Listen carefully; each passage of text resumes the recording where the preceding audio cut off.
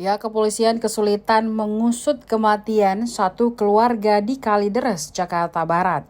Selain karena keluarga sangat tertutup, polisi juga dibikin bingung karena tidak ditemukan adanya tanda-tanda kehidupan seperti makanan dan minuman di dalam rumah. Tidak adanya tanda-tanda makanan siap saji ataupun bahan makanan lainnya. Bahkan tidak ditemukan air minum sekalipun. Dikutip dari Kompas.com, Kapolsek Kalideres AKP Syafri Wasdar menjelaskan, salah satu kesulitan penyidik dalam mengungkap hal tersebut yakni korban yang sangat tertutup dari lingkungan sosial. Salah satu gambaran bentuk ketertutupan mereka di mana suatu ketika petugas Jumantik mendatangi rumah korban, tetapi ditolak dan tidak diperkenankan untuk masuk.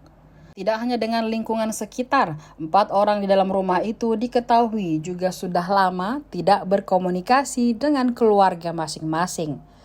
Adik kandung salah satu korban yang datang ke Mapolsek Kalideres, kata Syafri, mengatakan terakhir ia berkomunikasi sekitar 5 tahun lalu.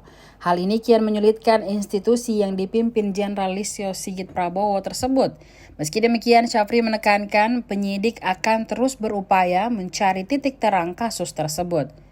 Sebelumnya diberitakan warga perumahan Citra Garden geger karena penemuan 4 jenazah yang merupakan satu keluarga dalam sebuah rumah. Warga sebelumnya mencari sumber bau tak sedap itu yang merebak di area pemukiman. Akhirnya, warga mendobrak pintu rumah dan menemukan 4 orang itu sudah dalam keadaan tewas di ruangan yang berbeda-beda. Keempat orang itu yakni Rudianto Gunawan, 71 tahun, dan istrinya bernama Margareta Gunawan.